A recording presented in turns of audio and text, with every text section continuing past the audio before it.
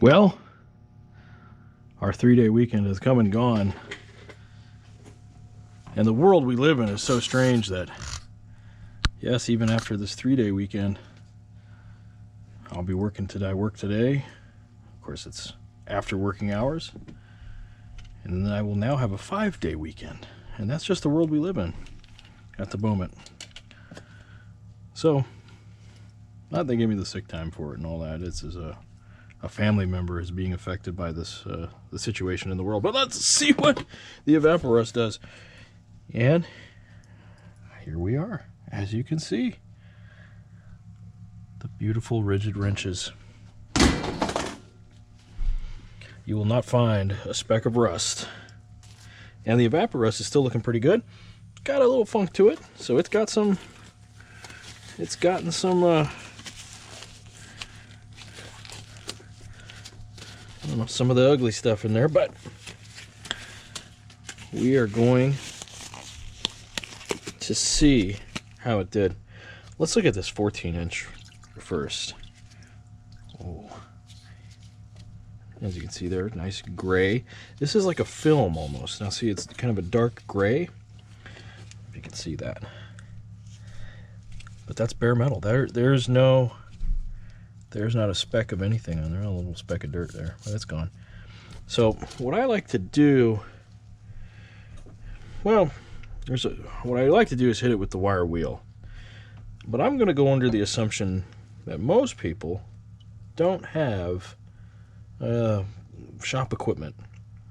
And it's one of the issues. What's funny is on this 3-day weekend, I was sitting around. I guess they've been listening to my brainwaves or whatever, listening to me talk to myself with a camera strapped to my head, because all of my recommended videos were tool restoration videos by channels I had never seen before. And I mean, there's literally hundreds of these channels out there. And so I binge watched a lot of them. And what I was finding is that all these guys have Bridgeport milling machines and big belt sanders and drill presses and big bench grinders and 5 vices and everything. And I go, wait a second. Hold on a minute there. Not everybody can do that. Some people are in an apartment and they just want to refurbish some of their old tools or whatever. So I'm going to do it old school, at least for this part of it. So I'm going to bust out. I got a couple different steel wools here. I got a number 2, which is pretty coarse, and number 1. I had some 0 and 00, but I don't know what happened to that. And I also have this brass wire brush, kind of soft wire. And so while it's still wet, you got to remember that Evapo-Rust is water-based, so you want to dry it off, because otherwise you'd have to soak it in Evapo-Rust again. I don't know how that works. I wonder. And that might be an experiment we could do later on down the road is, let's leave the stuff in Evapo-Rust until it rusts. Then, how do you clean it? Can Evapo-Rust evapo that rust? I mean, these are deep philosophical questions that we need to answer. These are the the questions that need to be asked at the height of Western civilization, right? Okay, so I'm going to take this real coarse steel wool. I'm going to wear some gloves. Just so I don't stab myself, and just give it a little polish here. I'm not going to go too wild with it, but just give it a little scrape. And that way it removes any kind of film that may be on there. And you can see, especially on the jaws here, that's occurring. Yeah. Now the areas we're going to polish up right here, this piece here, and the jaws. The rest of it, we're not going to worry about getting as much of a shine on it eventually down the road. Now this is now part 3 of what can be a 20 or more part process. And that's the other thing. When I'm watching these restoration videos, I'm seeing that it's this lightning fast thing happens. Well, that's not really how it works. See that there's like a film that's on here that the Evapo-Rust leaves. And so, yeah, the reality of these, tool restoration, is said, it takes a lot of time. You're going to be spending a lot of time, especially if you're going to try to get that mirrored finish, and especially if you don't have that equipment that a lot of those guys have. Which, wouldn't it be great if I had a bunch of that equipment? It looks like somebody stamped their initials in here. Can you make that out? It'd be cool if it was like an Alpha Omega, but it's not. It's just a... I think that would be cool, but... let's just dry it off here. I don't see any crud on it. I mean, this is looking pretty cool. And, you know, you may just get to this point and be like, that's good enough. That's great. You know, bare metal. That's not... You know, you could put a thin layer of oil on this and you'd be good to go. I mean, you'd protect it from rust, at least for a while. You'd have to, you know, do a treatment of thin oil on it every, you know, keep it clean, keep it dry. But otherwise, I mean, it'd be perfectly fine like this. And in fact, the aluminum Ridgids kind of look like this already. They're painted. And they weigh about, you know, they weigh a lot less than these steel ones. But let's see if we get in here. If I can just... What am I doing? I have the technology here. We can all afford flathead screwdrivers, right? I've probably got about 400 flathead screwdrivers, all different brands. I've been really, after having to buy all my tools, after having everything taken, I'm really into these Weras, man. These German screwdrivers. Sehr very. So now that we've cleaned it up, we can see on this one jaw here, it's got a little kink in it. Yeah. Just one. So we'll probably get a small file at some point here. Not today, but at some point during this restoration and take care of that. And you can see here, this is where it got beat up. But otherwise, there's not really any... There's no pitting to speak of, anyway. I mean, there's some little dings and stuff, but it looks like here he was beating on something with it, whoever had this, or they were beating something on it. Yeah.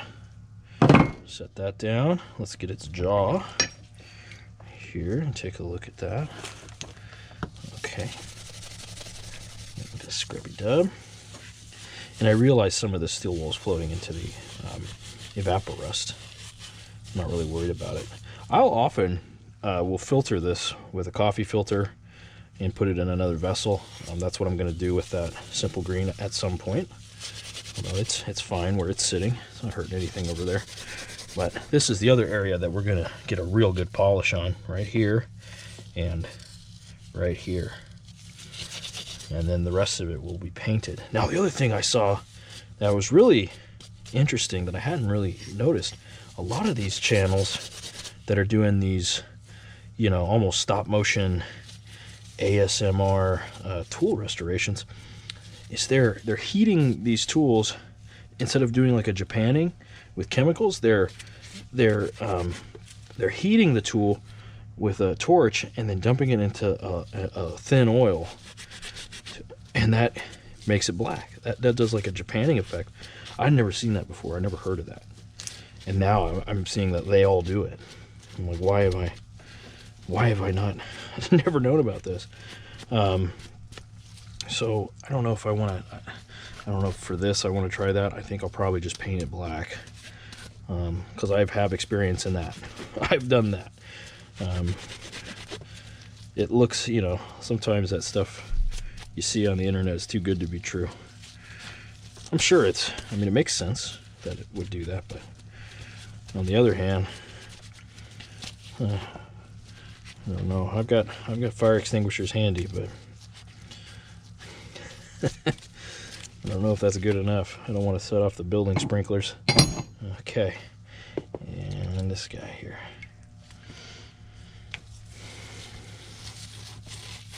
Yeah, maybe just for this piece, that might be something to try. I don't know. The thing is, I've got 5 days now that I have to think about what I want to do, and well, Where's that brush at? This is what I want for this guy. Yeah, that's better. You know, I have 5 days to think about what I want to do as far as this wrench goes.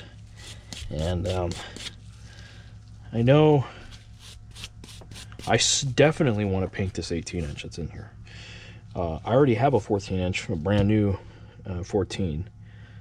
So whether or not I paint that one, I don't know if that's that important to paint that one. So this one might be like, let's see how polished we can get it, or how wacky what kind of wacky stuff can we do? Can we experiment on this one? Because it's really not got a lot of damage on it. When we take this 18 out, we'll see kind of what I noticed about it when I got it. There were two, I'm trying to think, were there 2 14s or 2 18s? I think there were, yeah, there were 2 18s, and the other 18 was like in real bad shape. But it was a Ridgid, and it was the same price. And I said, you know, I'd rather get this Tremont. So I opted to get the Tremont instead of both 18-inch Ridgids. Because again, I'm not necessarily a reseller. I don't have any plans to resell any of this stuff. And so I guess if I were a reseller, if you're thinking like that, again, think about the purpose of why you're doing this. If my purpose was I'm going to sell this, yeah, I would have got them all. I would have just, you know, buy them. Ridgid's a brand, you know, well-known brand. You can't get a better pipe wrench than Ridgid.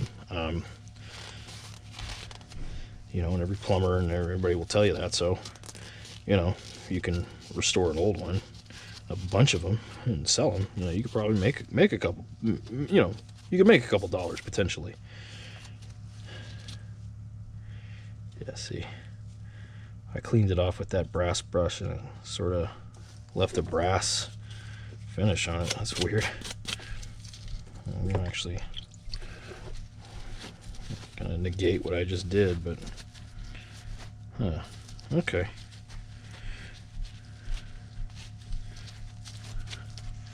Let's actually hit it with the wire now. Let's see what happens. Might have been some kind of chemical reaction that I'm not aware of. They don't pay me that kind of dough. Wow, that's really interesting. Is it made of brass? I don't want to scratch it up in case it's not. But it would make sense if that were brass. I mean, that's... Here, on my vise I have magnets. This is only slightly magnetic. Well, that's... And by slightly, I mean completely magnetic. Okay, so the problem with this is I start thinking out loud.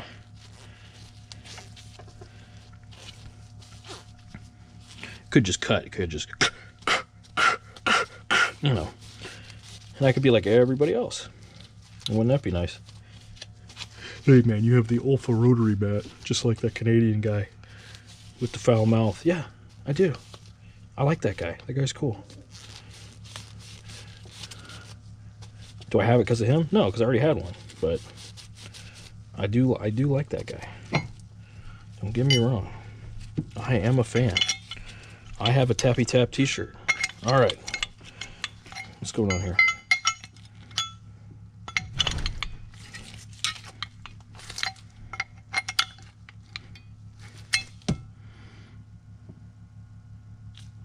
Did I do something weird? What's happening, friends?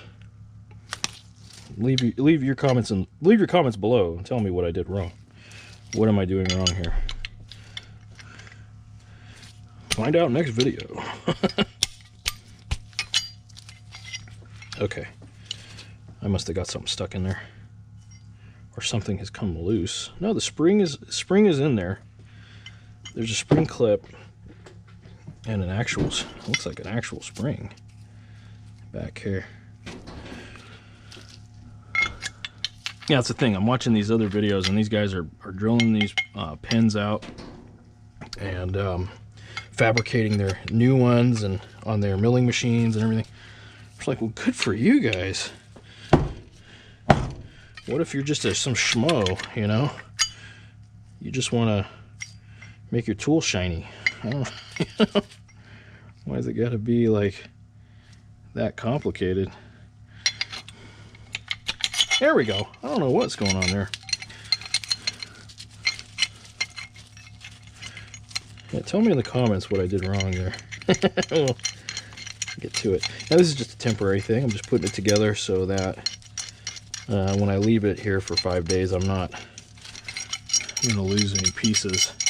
It's especially important on those restorations that require a lot of different pieces.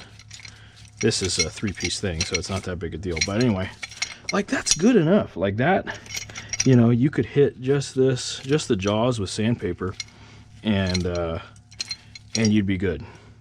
You know, you could just do that, and you have a perfectly good tool. I mean, that's pretty cool looking already. See, and that's just the chemical treatments that we've done. That's just simple green and Evapo-Rust. But this one was pretty good to begin with, as you can tell. There's very little damage to it. It's in pretty good shape. I think we'll take a file, a small file, to the jaws. And I mean, if we really want to, if we're going to paint this one, which I don't know yet. Yeah, I guess even if we polish it, I'd have to really grind this down or Bondo it, which I don't want to do. I don't really want to get involved with Bondo and all that. I don't mind the pits. Now here, I'll show you these linesman pliers again. Now I started polishing these on with an 80 grit sandpaper, and I worked my way up to about 1600, 1500, whatever. And there's still pitting in it, especially on the handles here, and in some areas here. There's little pits, and the pits are from the rust that was on this. This was black with rust. It was a reddish black color when I got it, and just there was probably an inch of dirt and crap on it as well. But the blades are perfect. So I said, nah, I gotta have them. But yeah, there's some little pitting in there, but I don't mind. It doesn't, you know, it builds a little character. It's not, I don't think it's hurting anything. I hope I'm in frame. I adjusted it, thinking maybe I'm in frame a little more, but I don't know if you can see that pitting going on there. That's the other thing. I probably should sync this camera up with my phone so I can see what's going on, but then I'll probably be looking at the phone half the time, and then that's a problem, you know? I don't know. I'm figuring this out. So this has a little paint on it,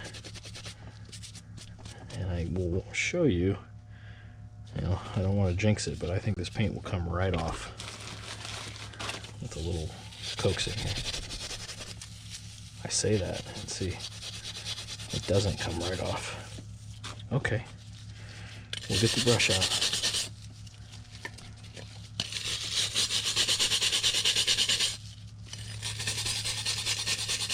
There it goes. See? It doesn't take much to get this paint off. Yeah, that paint just came right off. As you can see, there was more random paint on this 18 than there was on the 14. And I think there was more rust. There was more overall dirt and grime and damage and everything else, which is odd because, at least in my experience, at least the way I do things, I would use the 14 more than the 18. I mean, I would find more use for this 14 rather than the 18, but that's just me. I mean, it depends on what you do.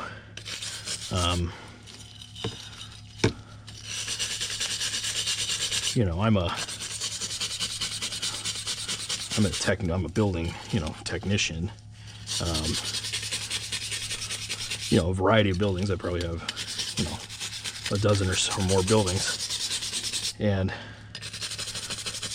I do a little bit of everything. Every day's a new day. So if you were strictly plumber, yeah, maybe you would be using the 18 more. Okay, let's see that. Look at that. You get that film off of there, and man, it's looking good. That little bit of paint that was left. And I mean, this is just a cloth. I haven't even got the sandpaper out. If I start doing the sandpaper, ooh, you are gonna see a reflection of a goober wearing a camera on his head. Okay, clear as day, clear as day. Get that. Just wonderful here. We're bringing it back to life, friends. That's what this is all about. Bringing it back to life. Oh man, but there's those little corners sometimes that paint just wants to stick. We don't want it to. There, it's gone. It's gone. You know, the trick to talking to yourself and keeping it going is to repeat the last thing you said. Repeat the last thing you said. And that's what we're going to do. That is what we're going to do. Okay. All right, that's good and dry. Set that to the side. Let's take another gander. Just make sure we got all the little bits of paint. Oh, there's still some down there. Just a speck. Just a speck. I can't stop. Once you get going on that repetitive redundancy, you just do it again and again and again. So, trying to fill the time. Okay. Now, this is interesting. So there's very little paint on this side. There's quite a bit here. You know what? I'm going to go to the number 1. I'll go to the number 1 wool. Let's see if that works a little bit. Yeah, that's working a little better. And the other's too coarse. Let's see that. Look at that. Here's what I'm going to do. I'll rinse it.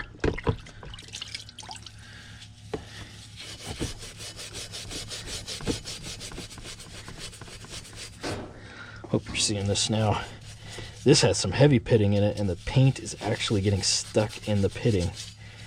And that's paint that's been removed by the chemical treatments, but is now moved into the pit that was once filled with rust. How about that? Oh, I was about to do it again. Well, that's the thing, man. You know what would make short work of this is if I had a sandblaster.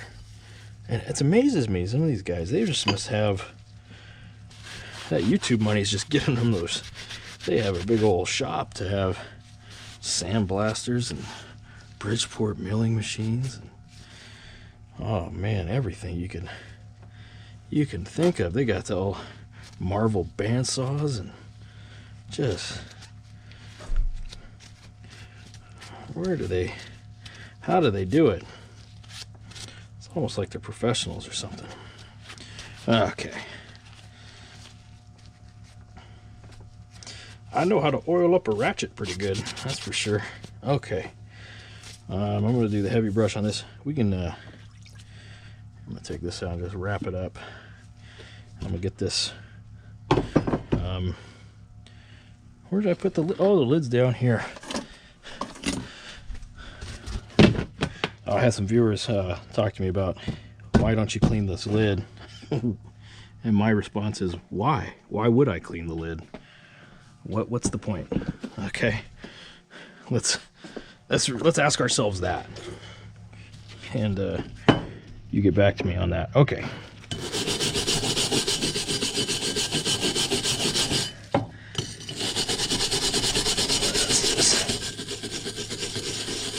Let's see what I'm gonna try to hit it with, like kind of a circular motion, but this may require a wire wheel. That paint's really in there.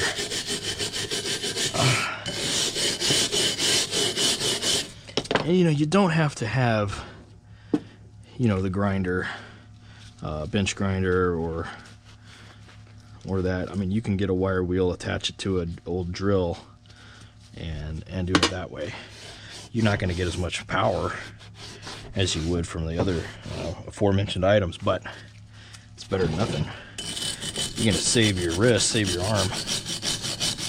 But yeah, see, those are some big pits in there.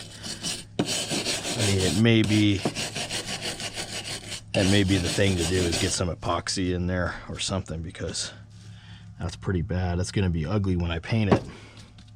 And so, man, maybe some kind of filler like Bondo or other epoxy,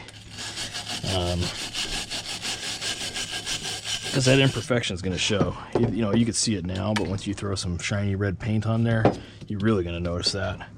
And there's a bunch of stuff like that now. Oh, I'm trying to sit comfortably and also film this in a way that you all can see it. So, here we go. Yeah.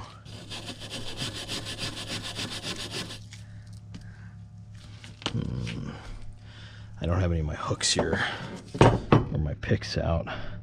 That's all in my kit. I'm gonna note to self, get a set of picks for the bench. Make short work of that.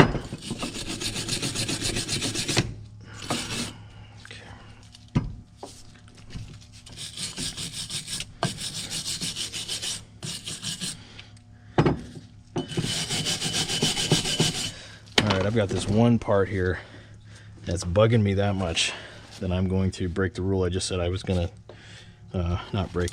So I'll show you this. This is a $15 bench grinder. It is a 3,500 RPM JCPenney model from who knows when. Probably a long time ago. And it's a piece of junk and it's probably not going to work that well. But let's turn it on.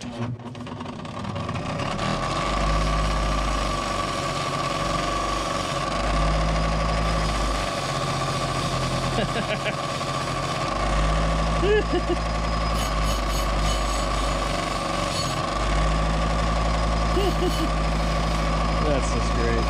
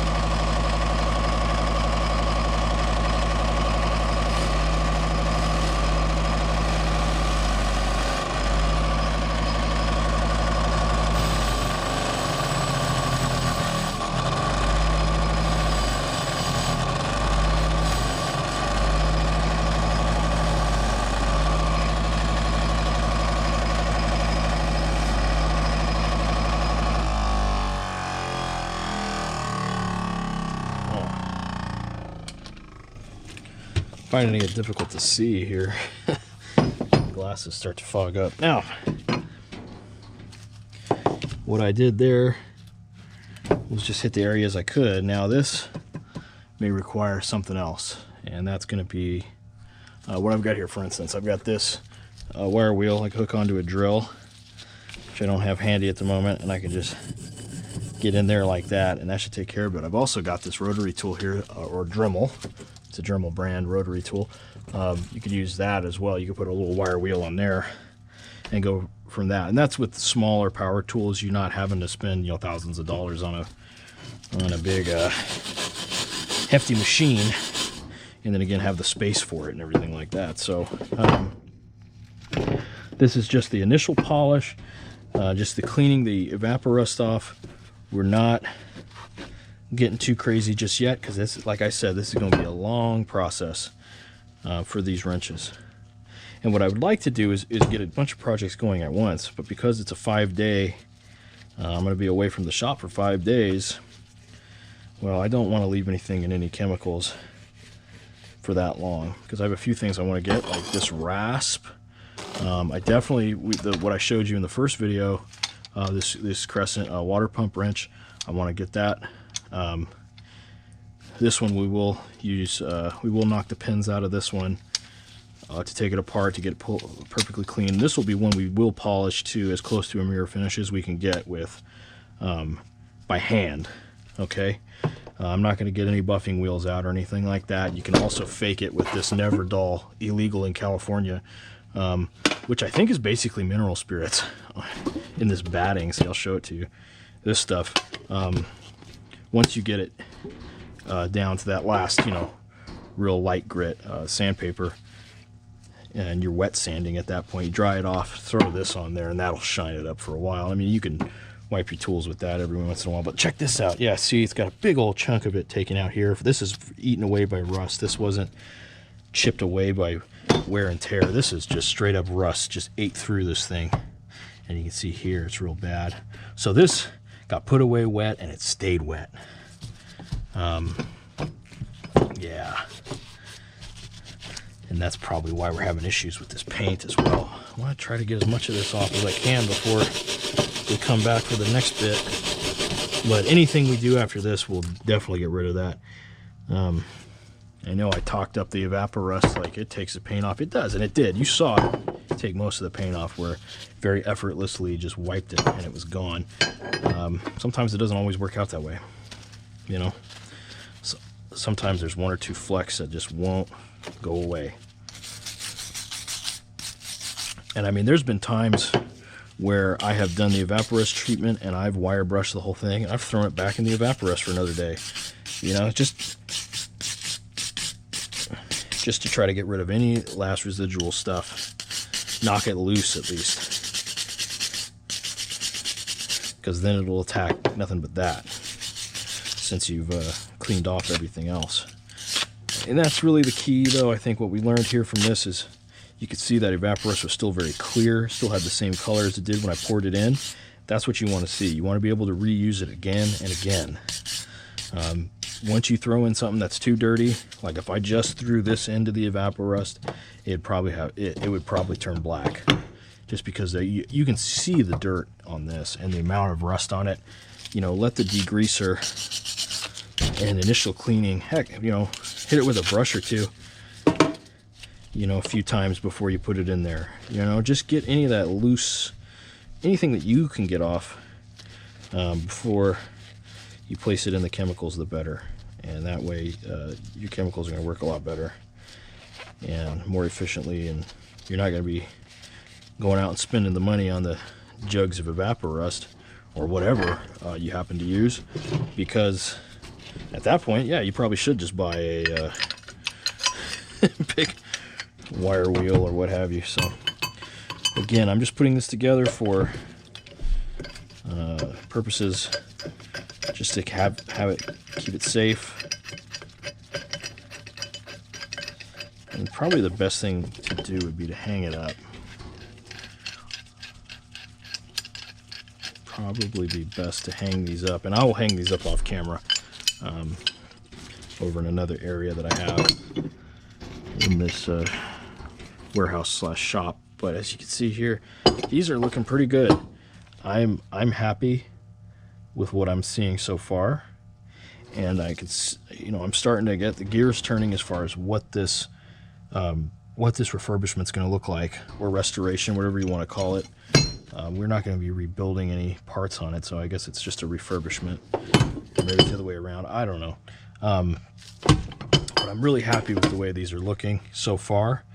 I think our degreasing has done its thing. The Evapo-Rust chemical has done its thing. Now it's up to these guys right here. And that's who's going to take care of the rest of it. So thank you all. We'll see you in about 5 days.